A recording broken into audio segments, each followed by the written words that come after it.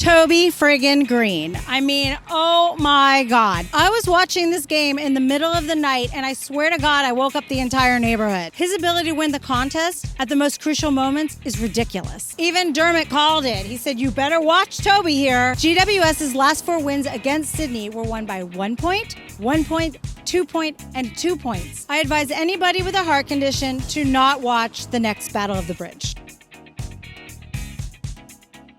Hi, and welcome back to AFL from LA. I'm your host, Cindye, and as you can see, I'm standing outside of the Greek Theater. It's an awesome, awesome spot, and if you're ever in town, I highly recommend you see a show at this location. You won't regret it. Was it just me, or is 2023 like the most competitive season to date? There are 5 teams that have 20 or more points. If your favorite team is not going to be a contender, Eagles, and then your second favorite team is also in the dumps, Fremantle, then you can just sit back and watch it and relax and enjoy everything as it unfolds. So anyway, here are my hot takes for round 7. Charlie Curnow, 9-3, 57, defeated the Eagles 6-8-44. Eagles fans, tired of honorable losses, were finally served a dishonorable loss. North Melbourne fans cheered with delight as Eagles took the mantle for the worst team in the competition. Round 7 last year, Eagles lost by 109 to Richmond to go to the bottom of the ladder.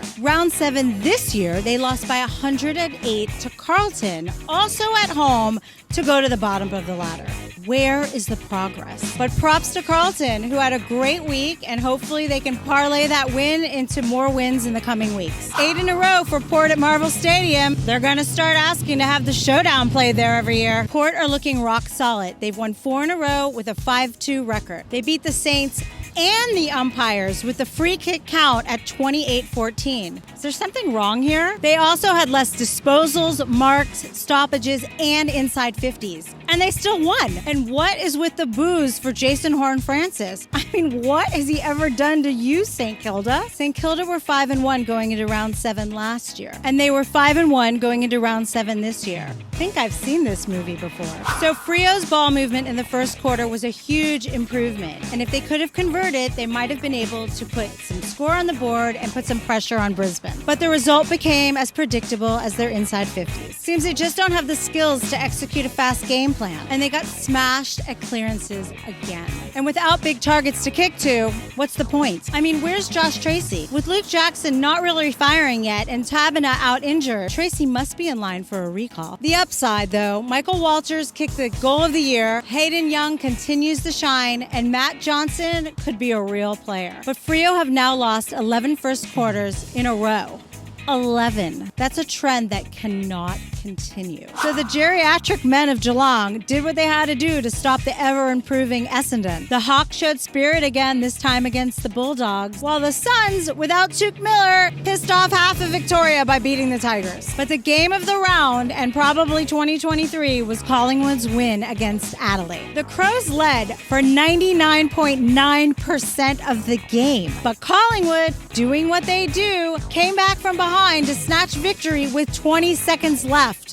20 seconds. It was Collingwood's best come-from-behind win since last Tuesday. To win after a 5-day break on the road against a quality team and the worst umpiring I've seen all year, that is crazy good. Adelaide went super defensive at the beginning of the last, and they got smashed around the ball. They started to play not to lose, and they needed to play to win. 15 behinds in the first 3 quarters absolutely killed the Crows. I think if they'd actually kicked straight, this might have been a very different result. So are the Crows the real deal? They were winning for 99.9% of that game. They just might be. Here's hoping that the Grandpa Cats forget to take their naps and that Collingwood does not have to come from behind again, because I don't think any of our hearts can take it.